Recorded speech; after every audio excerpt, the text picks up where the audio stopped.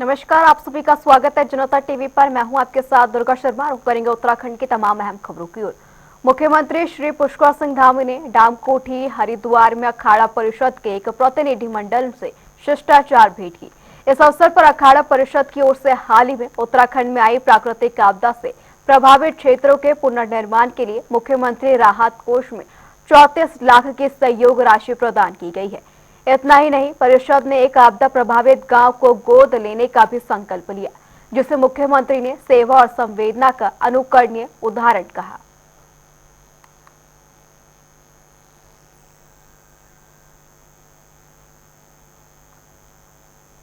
देहरादून में आज से देश भर में नई जीएसटी दरें लागू हो रही हैं। मुख्यमंत्री पुष्कर सिंह धामी ने प्रधानमंत्री नरेंद्र मोदी के इस निर्णय का आभार व्यक्त किया और इसे क्रांतिकारी और ऐतिहासिक बताया। उन्होंने कहा कि नया स्लैब 5% और 18% आम लोगों, मध्यम वर्ग और उच्च वर्ग सभी के लिए लाभकारी होगा। सीएम धामी ने बताया कि इससे जीडीपी में वृद्धि होगी और लंबे समय से चली आ रही मांग भी पूरी होगी। 22 सितंबर 2025 से जीएसटी की नई दरें लागू हो रही हैं, जिसमें मुख्य रूप से 5% का और 18% का 2 स्लैब हैं। मैं आदरणीय प्रधानमंत्री जी का इस क्रांतिकारी निर्णय के लिए, ऐतिहासिक निर्णय के लिए उत्तराखंड की देवतुल्य जनता की ओर से उनका बहुत आभार व्यक्त करता हूं, उनका धन्यवाद करता हूं। यह उनका एक क्रांतिकारी कदम है, जिससे आम लोगों के साथ साथ मध्यम वर्गीय और हमारे उच्च वर्ग के और सभी लोगों को इसका बड़ा लाभ होने वाला है। अर्थशास्त्रियों के अनुसार बहुत बड़ा क्रय होने वाला है, 2 लाख करोड़ से भी अधिक का।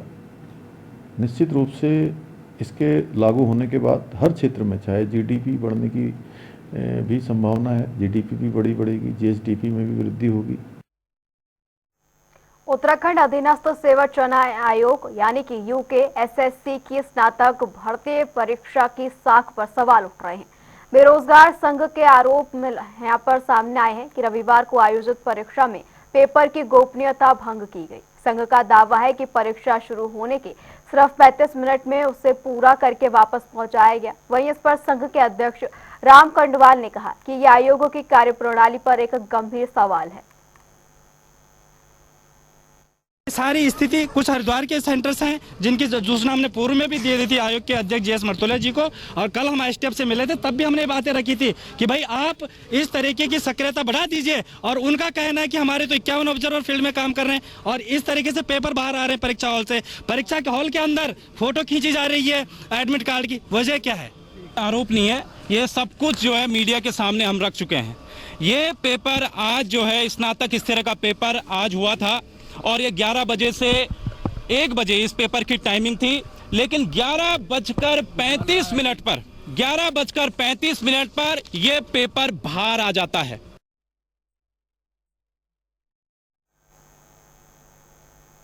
वहीं इस पूरे मामले में एसएसपी अजय सिंह का भी बयान सामने आया है। उन्होंने कहा है कि स्नातक स्तरीय भर्ती परीक्षा प्रश्न पत्र के लीक मामले में अभी तक की जांच में 3 लोगों की भूमिका सामने आई है। इसमें एक अभ्यर्थी, उसकी बहन और एक सहायक प्रोफेसर है। दोनों महिलाओं से पूछताछ जारी है। से 1 बजे से लेकर 1:30 बजे के बीच सोशल मीडिया में कुछ ऐसी पोस्ट वायरल हुई थी, जिसमें ऐसा था कि उसमें कुछ पेपर जो है 11:30 बजे के करीब जो है कहीं लीक हुआ था, जिसके 2-3 पन्ने जो है स्क्रीनशॉट शेयर किए गए थे। क्योंकि जैसे ही ये सूचना प्राप्त हुई, पुलिस द्वारा भी इसमें स्पेशल टीम बना दी गई थी जांच के लिए, जिसमें एसटीएफ हो, हमारी सिविल पुलिस हो, सभी लोग की एक टीम बनाकर इसकी जांच की गई। इस पूरे जांच के क्रम में यूके से भी एक प्रार्थना पत्र प्राप्त हुआ था, जिसको इंक्लूड किया गया कि इसमें जांच करके कार्रवाई की जाए। और प्राथमिक रूप से जांच करने के बाद पता चला कि यह एक सुमन नाम की जो लेडी असिस्टेंट प्रोफेसर है, इनके पास यह पहुंचा था और ये कहते हुए कि इसमें आप 15-20 क्वेश्चन हैं, और जो कोई खालिद नाम के व्यक्ति जिनसे उनका परिचय था, उनकी बहन के द्वारा किया गया था कि इसमें हमें इसके आंसर जानने। और जब उनको थोड़ा सा शक हुआ तो उन्होंने पूछा भी कि ये क्वेश्चन पेपर कहाँ से आया, चूँकि इसमें कुछ ओएमआर की शीट की भी फ़ोटो दिखाई दे रही है, और उन्होंने इसके स्क्रीनशॉट सेव कर लिए। वहीं यूकेएसएससी स्नातक स्तरीय परीक्षा का पेपर लीक होने के मामले में प्रदेश में सियासत भी गर्मा गई है। अब इस पूरे मामले को लेकर कांग्रेस के प्रदेश अध्यक्ष करण माहरा का भी बयान सामने आया है। उन्होंने कहा कि नकल विरोधी कानून लाकर धामी सरकार ने अपनी वाहवाही लूटने के लिए बड़े बड़े दावे किए थे, लेकिन आज धामी सरकार के सभी दावे खोखले और जुमले साबित हुए हैं। पॉलिसी भर्ती घोटाला एक बार फिर से हवाओं में गूंज रहा है। उत्तराखंड में ये शर्मनाक घटना भारतीय जनता पार्टी के शासन में दोबारा हो गई। बीजेपी के पूर्व जिला पंचायत सदस्य हाकम सिंह इसमें फिर से एक बार मुख्य आरोपी हैं। 2021 में हाकम सिंह SSSC भर्ती घोटाले के मुख्य आरोपी थे। 13 महीने की जेल के बाद ये फिर छूट गए। अगर सरकार ने समय रहते सही से दंडित कराया होता, उनके खिलाफ सख्त कार्रवाई की होती, तो निश्चित ही आज दोबारा ये हरकत करने की उनकी हिम्मत नहीं होती। आज जैसे ही SSSC पेपर शुरू हुआ, वैसे ही एक युवा वर्ग ने सामने आकर पेपर लीक होने के सबूत पेश कर दिए और सरकार सदमे में है कि पेपर को जारी रखा जाए या इसे कैंसिल किया जाए। सभी संगठन लगातार पेपर को कैंसिल करने की या स्थगित करने की मांग शुरू से कर रहे थे। चलिए इसी बीच रुक करेंगे एक बड़ी खबर का। बड़ी खबर सामने आ रही है, उससे आपको रूबरू करा देते हैं। बड़ी खबर देहरादून से, जहां उत्तराखंड बेरोजगार संघ का आज सचिवालय चूक है। सैकड़ों की संख्या में युवाओं का प्रदर्शन देखने को मिलेगा। यूके SSC पेपर लीक मामले को लेकर यह प्रदर्शन होना है। बड़ी जानकारी देहरादून से, जहां उत्तराखंड बेरोजगार संघ आज सचिवालय की ओर रुख करेगा। इस दौरान सैकड़ों की संख्या में युवा शामिल होंगे। यूके SSC पेपर लीक मामले को लेकर यह प्रदर्शनी की जाएगी। हाल ही में इसको लेकर एग्जाम यहाँ पर रखा गया था, जिसके कुछ समय बाद ही व्हाट्सएप के जरिए इसके वीडियोस और फोटोज वायरल हो गए, जिसको लेकर यहाँ पर अभ्यर्थियों ने कई सवाल उठाए हैं।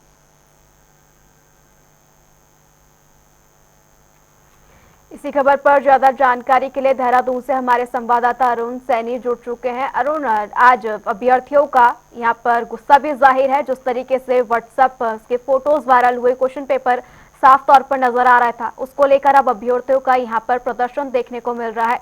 कितने समय का ये प्रदर्शन रहने वाला है और सुरक्षा व्यवस्था को लेकर क्या कुछ यहाँ पर स्थिति देखने को मिल रही है?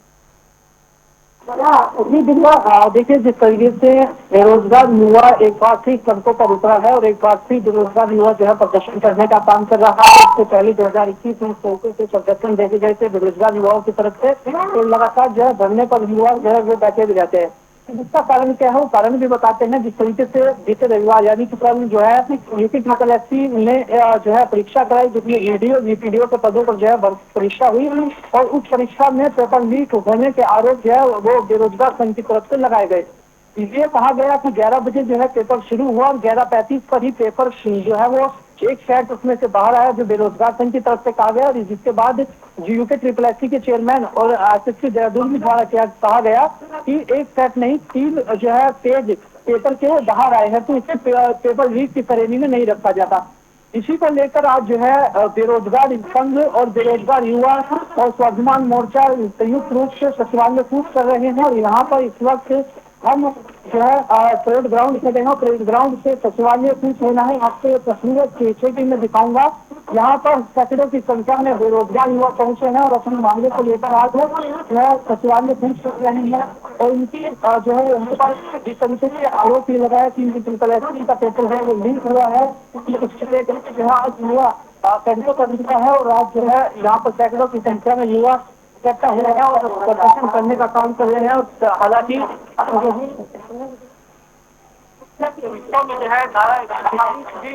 लगाई गई है और इसके बाद होते हैं 144 जो है 163 BNS को लगाई गई है। तमाम युवा इस तरीके से युवा यहाँ पे पहुंचे हैं और ये इस तरीके से जो है यहाँ पर जो है अंधेरे में है और उस पर सवाल खड़े हो रहे हैं। 2021 में जो है पेपर लीक हुआ था, तो पेपर लीक का जो माफिया है, जो नकल माफिया है, हाकम सिंह एक दिन पहले पेपर से गिरफ्तार भी किया गया। उसकी कुछ जो है जो वीडियो थी वो जो उसके साथी की सहयोगी की वो बेरोजगार मिलने पुलिस को भी दी थी, गिरफ्तार कर दिया गया। और अभी जो है 11:35 पर जो है पेपर लीक हो जाता है। तो ऐसे में जो है इस तरीके से जो यहाँ पर आज को लेकर जो है सरकार की मांग युवा कर रहे हैं कि जांच होनी चाहिए। इसमें जो है इसको लेकर युवा आज सड़कों पर उतरे हैं। हमारे साथ बेरोजगार पंचायत अध्यक्ष राम चंद्रवाल, हमसे बातचीत करेंगे। आज जो है अपनी मांगों को लेकर एक बार फिर युवा सड़कों पर उतरा है। तो यूटी ट्रिपल एससी जिसने जो भर्ती परीक्षा कराई उसको लेकर आरोप लगे कि जो है पेपर लीक हुआ है। यूटी ट्रिपल एससी के चेयरमैन का कहना है 3% सिर्फ लीक हुए हैं, बाहर आए हैं, उसके पेपर लीक की तरह नहीं देखा जाता। आज आप सचिवालय पूछ कर रहे हैं, क्या कुछ मांगे हैं? देखिए, मेरे हाथ में मान लीजिए एक पीपा है, मैंने उस पीपे में ऐसे छेद किया, उसमें पानी नीचे आएगा, मैंने तुरंत बंद कर दिया। मैं क्या कहूंगा? मैं कहूंगा इस पीपे ये पीपा जो है लीक हो गया है। आपके पास जब 3 पन्ने आप कह रहे हैं कि बाहर है, आपने इतनी जल्दी ये कैसे कह दिया? आपने इतनी जल्दी ये कैसे कह दिया कि सिर्फ जो है उसी सेंटर से पन्ने बाहर निकले हैं? आप इसकी निष्पक्ष जांच कराइए ना। और पुलिस से ये कहूंगा, मैं पुष्कर सिंह धामी जी से ये कहेंगे कि आयोग के अंदर जो बैठे अधिकारी हैं उनकी भी निष्पक्षता से जांच होनी चाहिए। जांच इसलिए हो क्योंकि जो हमने प्रोवाइड कराया है, जो हमने इनको कॉल रिकॉर्डिंग प्रोवाइड कराई है, उस कॉल रिकॉर्डिंग में जो पंकज गौड़ है, वो पंकज गौड़ क्या कह रहा है कि आप जो है गोला छोड़ दीजिए और अंदर से हम भरवा देंगे, आपको 15 लाख रुपए देने पड़ेंगे। यानी कि पंकज गौड़ ने यह कहा है कि आप जो है अंदर गोले भरवा दीजिए। कौन है वो जो आयोग के अंदर जो है गोले भरवाएगा? इसकी जांच होनी चाहिए। पंकज गौड़ के फोन की पूरी जांच हो, आयोग के अंदर बैठे जो अधिकारी हैं उनकी पूरी जांच हो, और जब तक ये जांच निष्पक्षता के साथ नहीं होती तब तक जो है आयोग पे परीक्षा रोकी जाए और इस परीक्षा को कैंसिल करवा जाए, क्योंकि इस परीक्षा की गोपनीयता पूरी तरीके से भंग हो चुकी है। और आज इस परीक्षा से रिलेटेड हम और भी चीजों का पूरी देर में खुलासा करने जा रहे हैं। प्रदेश के सारे युवाओं के सामने यहीं पर खुलासा होगा परीक्षा में और जितनी इन्होंने बड़ी बड़ी हरकतें किया। धारा 163 में जो है आसपास के क्षेत्रों में लगाई गई है। धारा 163 बीएनएस की तरफ से लगाई गई, मजिस्ट्रेट की तरफ से लगाई गई कि कोई भी जो है 5 से ज्यादा व्यक्ति जो है जगह पर खड़े नहीं हो सकते। उसके बावजूद ये प्रदर्शन, देखिए ये इनके हमेशा से तरीके रहे, ये युवाओं को हमेशा से रुचि आए। आप देखिए कि हाकम सिंह को गिरफ्तार करवाने के सबूत किसने दिए? ये उत्तराखंड बेरोजगार संघ ने दिए। आप अगर ये देखिए तो आप हाकम सिंह के लिए लगा देते धारा 163, आप जो है हरिद्वार में जो कहेंगे उसके लिए लगा देते हैं धारा 163। उस समय कहाँ थे? तो मैं ये सारी चीजें कहना चाहता हूँ कि ये सिर्फ युवाओं को रोकने के लिए 163 लगा सकते हैं। बावजूद इसके अगर युवा सड़कों पर आया है तो इसका मतलब ये है कि इसमें बहुत बड़ा झोल है और इस झोल का खुलासा होना बहुत जरूरी है। का कहना है कि जिस तरीके से यूटी में जो परीक्षा कराई इसका जो पेपर लीक हुआ है उसके बाद जो है ये कहा गया कि 3% जो है वो लीक हुए, 3 जो है पेपर वो बाहर आए हैं, यानी कि 3 कागज के जो सेट होता है इसकी 3 कंपनी जो है बाहर आए हैं। इसको लेकर के सवाल कहना चाहिए कि आपकी फिर जो है पेपर लीक बात है, जवाब जो है देना चाहिए। में आप युवाओं के जो है युवा यहाँ पर बड़ी संख्या में जो है वो पहुंचे हैं, सैकड़ों की संख्या जो है। और ऐसे में आज सचिवालय घेराव कर रहे हैं, मांग कर रहे हैं कि पूरे के मामले में जो है वो जांच होनी चाहिए और जांच के बाद जो है तमाम चीजें निकलकर सामने आनी चाहिए। और 2021 में ये भी बता दें कि 2021 में जो पेपर लीक हुआ था तो तब भी बेरोजगार संघ ने और जो बेरोजगार युवा थे प्रदेश के, उन्होंने मांग की थी कि इसमें सीबीआई जांच होनी चाहिए। सीबीआई जांच की नींद को लेकर अभी तक भी जो है बेरोजगार जो युवा है वो अभी भी जो है धरने पर वो कई वर्षों से कहते रहे सीबीआई जांच की नींद को लेकर एकता विहार धरना स्थल पर, और तो उसके बावजूद जो है सीबीआई जांच नहीं हुई और आज फिर अभी ये मामला जो है फिर पकड़ रहा है। और अब आगे इस पूरे मामले में क्या कुछ होता है, किस तरीके से जांच होती है, क्या कुछ है, तमाम चीजें देखने वाली होगी। हालांकि युवा इस वक्त आक्रोशित नजर आ रहा है और अपनी मांगे के लेकर सड़कों पर प्रदेश का युवा उतरा है। जी बिल्कुल अरुण, जिस तरीके से यहाँ पर अभ्यर्थियों की संख्या दिख रही है वो साफ तौर पर जाहिर कर रहा है कि उनमें कितना गुस्सा है और इस परीक्षा की आगामी जांच को लेकर भी वो अपनी आवाज उठाते हुए नजर आ रहे हैं। तमाम जानकारी के लिए आपका बहुत बहुत शुक्रिया।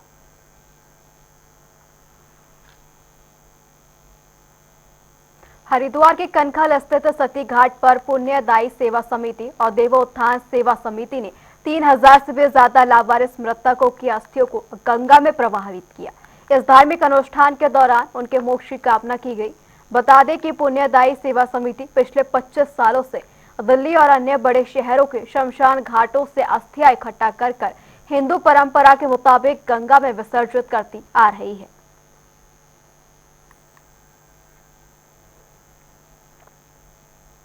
पूर्व मुख्यमंत्री हरीश रावत को सीबीआई ने फिर से नोटिस भेजा है। वहीं इसको लेकर प्रदेश प्रवक्ता कमलेश रमन का भी बयान सामने आया। उन्होंने कहा कि ये कर्म है और हरीश रावत ने जिस प्रकार का कर्म किया वो वापस लौट कर आता है। साथ ही उन्होंने क्या कुछ कहा, सुनिए। देखिए, माननीय हरीश रावत जी बहुत ही वरिष्ठ नेता हैं, इस प्रदेश के पूर्व मुख्यमंत्री रहे हैं, लेकिन उनको समझना पड़ेगा ये कर्मा है और कर्मा हमेशा वापस लौट करके आता है। जिस तरीके से उन्होंने बैठ करके कहा कि इस प्रदेश को लूट लो, मैं आंखें बंद कर लूंगा, तो इससे तो साफ जाहिर होता है कि कुर्सी की भूख, सत्ता की भूख, ये स्वार्थ उनको कहीं ना कहीं उस गर्द में लेकर के चला गया और ये कर्मा लौट करके आ रहा है। तो अब जब जांच हो रही है तो जांच में मुझे लगता है कि उनको सहयोग करना चाहिए। और ये कहना कि चुनाव आते हैं तो मुझे जो है संबंध आते हैं, तो ये कहीं ना कहीं गलत है। जब आपने कुछ किया है, गलत किया है या अच्छा या बुरा, ये तो जांच में ही सामने आएगा। पर कहीं ना कहीं हरीश रावत जी को ऐसा लगता है कि मेरे बगैर शायद कांग्रेस का कोई वजूद नहीं है या मेरे बगैर कहीं सत्ता में हम नहीं आएंगे, तो कहीं ना कहीं वो अपनी इंपोर्टेंस दिखाने की कोशिश करते हैं। जसपुर में कांग्रेस की जन आक्रोश रैली पर राजनीति गर्मा गई है। पूर्व विधायक डॉक्टर शैलेंद्र मोहन सिंगल ने इसे विधायक का बचाव रैली करार दिया और मौजूदा विधायक आदेश चौहान पर जमकर निशाना साधा। देखिए, उपवास तो आम जनता का था और माननीय मुख्यमंत्री तक अपनी आवाज पहुंचाने का एक गांधीवादी तरीका लोगों ने यहाँ अपनाया और वो आवाज पहुंची। जहाँ तक जन आक्रोश रैली की बात है, उसमें कांग्रेस का शीर्ष नेतृत्व उत्तराखंड का उसमें उपस्थित था, पर तमाम कोशिशों के बाद भी जनता ने इस आक्रोश रैली को नकार दिया। उसका कारण ये था कि विधायक जी पहले ही अपनी हार मान चुके हैं। उन्होंने ये कहा कि जसपुर का विकास जब होगा जब कांग्रेस की सरकार आएगी। जनता ने तो उन्हें विधायक 9 साल से चुन रखा है। उन्होंने संघर्ष का रास्ता या जो वास्तविक रास्ते होते हैं वो ना निभाकर उन्होंने जो है एक रैली के माध्यम से कुछ बातें जनता के बीच में रखना चाहिए जो जनता ने सुनना नहीं चाहा। वो एक रैली जन आक्रोश रैली ना होकर विधायिका बचाव रैली के रूप में देखी जा रही है और अब जनता उनकी जो भी नीतियां हैं वो सब समझ चुकी है। हरिद्वार के कनखल क्षेत्र में भव्य शोभा यात्रा के रूप में भगवान राम की बारात निकाली गई। बैंड बाजों और ढोल नगाड़ों के धुन पर झूमते श्रद्धालुओं ने जयकारों के साथ माहौल को भक्तिमय बना दिया। वहीं रथ पर विराजमान राम और लक्ष्मण आकर्षण का केंद्र रहे। शोभा यात्रा के दौरान सड़कों पर भारी संख्या में श्रद्धालु भी देखने को मिले। हर ओर उत्साह और उल्लास का माहौल देखने को मिला।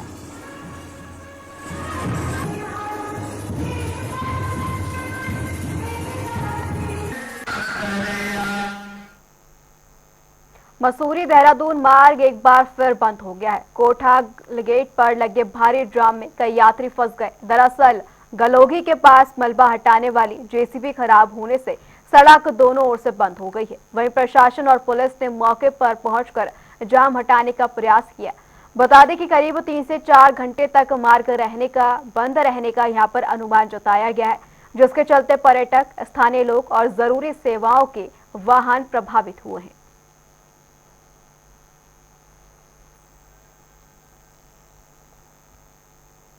देश भर में शारदीय नवरात्र की शुरुआत हो गई है। सुबह से ही देवी मंदिरों में पूजा पाठ की जा रही है।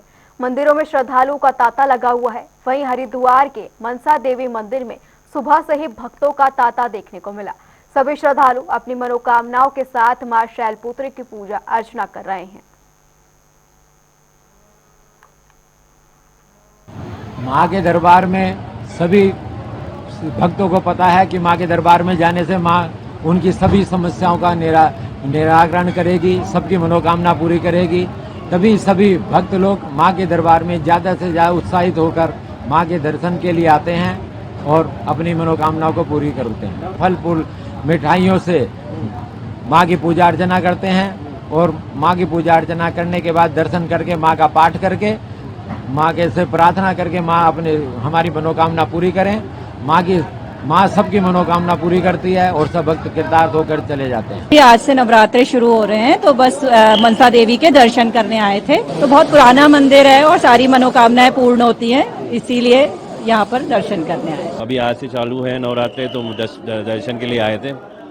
मान्यता है कि जो मांगो मिल जाता है, तो वही उसी के हिसाब से आए थे कि नवरात्रों में दर्शन हो जाएं अच्छे से। माता जी का आशीर्वाद लिया है, बहुत बढ़िया है, दर्शन करके आए हैं, अच्छा लगा है। आज हमारा पहला नवरात्रा का दिन है, तो हमें बहुत अच्छे से दर्शन हुए हैं। माता रानी की कृपा हुई कि यहाँ तक हमें बुलाया और अपना आशीर्वाद दिया माता जी ने, तो हम सब भक्तों को कृतार्थ किया। माँ ने अपने दरबार में अपने श्री चरणों में बुला करके हम सभी लोगों को धन्य किया, हमारे भाग्य को जगाया है। मसूरी के झड़ी पानी क्षेत्र में लगातार भूस्खलन से लोग डर के साए में जी रहे हैं। घर और सड़कें खतरे में हैं। बता दें कि पिछले हादसे में एक मजदूर की मौत हो चुकी है। लोग प्रशासन की निष्क्रियता पर नाराज हैं और भूवैज्ञानिक सर्वे, आरसीसी वॉल, चेक डैम और अस्थायी पुनर्वास की मांग कर रहे हैं। स्थानीय लोगों ने कार्रवाई न होने पर आंदोलन की चेतावनी भी दी है। देखिए, ग्राउंड फ्लोर पर कुछ नहीं है।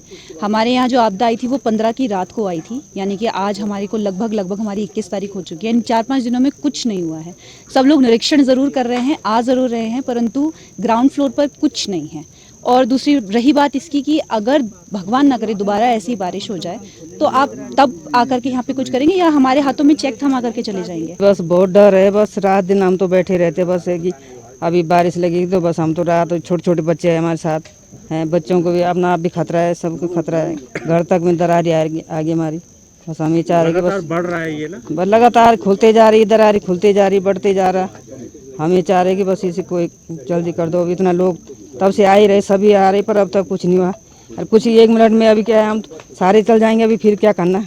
ये कि भाई तुरंत काम करना चाहिए, बस हम यही चाह रहे हैं। मैं यही कहना चाहूँगी कि बहुत डर है, बहुत ज़्यादा। इतने लोग आ भी रहे हैं पर तो हो तो कुछ नहीं रहा, कुछ भी नहीं कर रहे हैं अभी, कुछ भी नहीं। कोई हमें विश्वास दिला रहे हैं कि ये भी कुछ विश्वास हमें दिला है।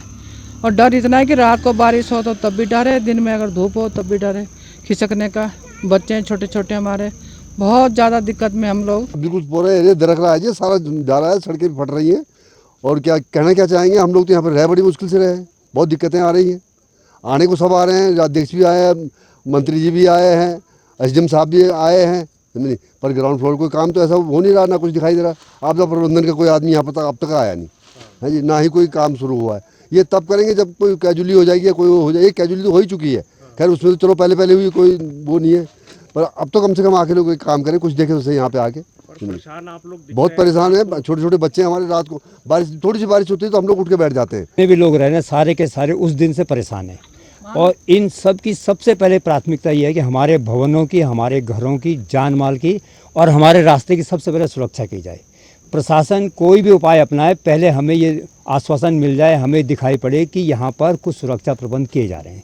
यदि सुरक्षा प्रबंध नहीं होंगे तो बस्ती का पूरा इलाका ही किनारे से ढहता जाएगा। भगवान ने करेगा कोई ऐसी दूसरी बारिश होती है उसमें हम सब परेशान हो जाएंगे। रात को कोई सो नहीं पा रहे हैं, परेशान हैं।